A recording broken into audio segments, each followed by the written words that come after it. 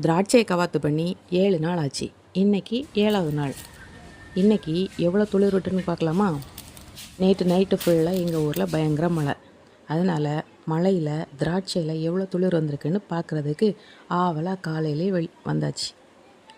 இங்கே வந்து பார்த்தா மாடி ஃபுல்லாக தண்ணியாக தான் இருந்தது.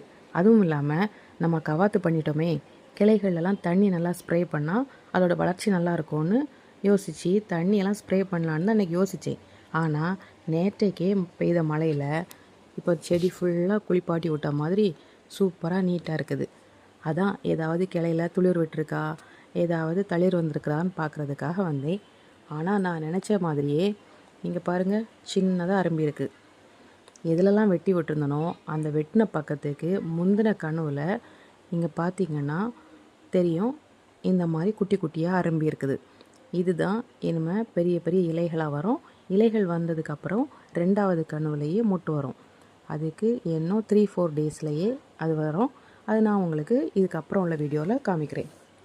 இந்த வீடியோவை கடைசி வரைக்கும் பாருங்கள், உங்களுக்கான ஒரு டிப்ஸ் இருக்குது.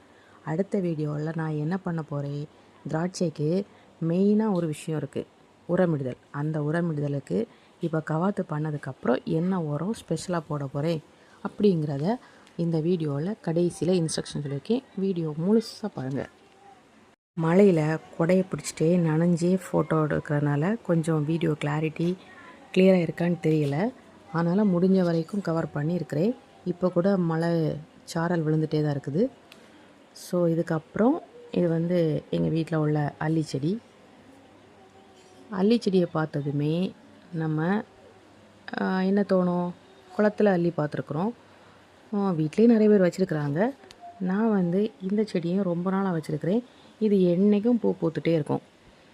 அப்படிப்பட்ட ஒரு அல்லி. சரி, கம்பியில் இதே போல் தண்ணியெல்லாம் ட்ராப்பாக முத்தாக தொங்கிட்டு நம்ம கைதான் சும்மா இருக்காதே.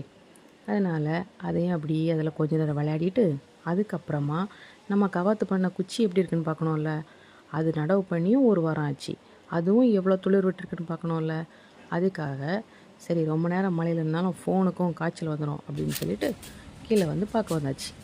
இப்போ பார்த்திங்கன்னா மேலே துளிர் விட்டுருக்கிற திராட்சையை விட இப்போ கீழே கவாத்து பண்ண குச்சியில் நடவு பண்ண இந்த திராட்சை குச்சியில் தான் கொஞ்சம் பெருசாகவே துளிர் வந்திருக்கு.